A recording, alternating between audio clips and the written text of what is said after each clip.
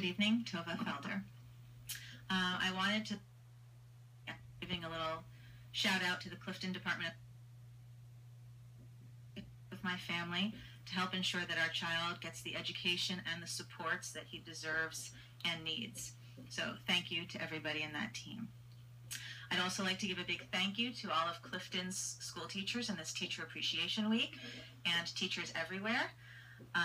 I hope that everybody has been feeling fully appreciated. On uniforms. Many parents have come forward, particularly at the last meeting, thanking you for revisiting this topic of school uniforms again and putting their support behind the idea. I have a few things to say about that. First of all, I believe it was Miss Bassford, although forgive me if I'm forgetting. You know I'm a fan. You said what you wear influences how you feel. I absolutely agree with you, and that's why I dress the way I do. My child is not going to feel good if he has to wear a collared shirt tucked into his pants, because that's not how he wears his clothes. That's not what he's comfortable in. And I think a lot of kids feel the exact same way. You're hearing from a lot of parents. I haven't heard of one single kid going, "Oh, please put me in a uniform. I really want to wear a uniform." There may be some, but if you polled the children, I'm sure you'd see very different results. And if we want children to be attentive and to feel good, at the very least, they should be physically comfortable. Also, realize there is a presentation on uniforms. I did not skip my be here right at the start, so some of what I'm going to ask may have been answered in the part of the presentation I missed.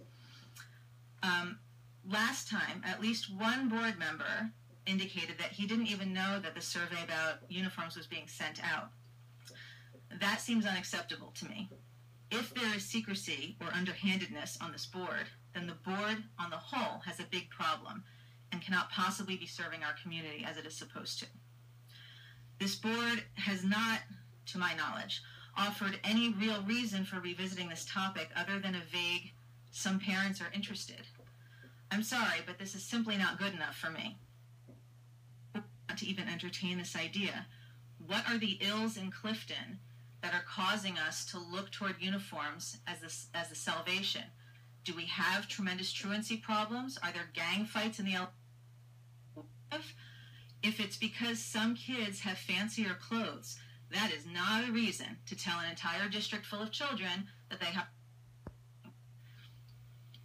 An overwhelming majority of parents who wear uniforms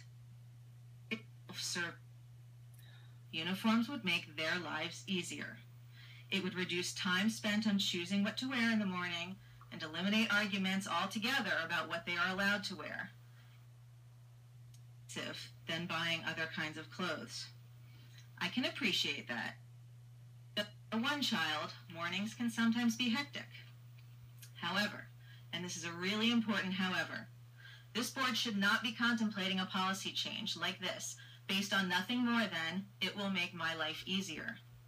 The mission of this school board, as stated on, is in an open and reciprocal community partnership to provide all students with a quality education to develop the skills necessary to become literate, lifelong learners who are responsible and productive citizens, contributing to a democratic society in an ever-changing world. Not one word of that supports this board spending 1 second more on talk about school uniforms.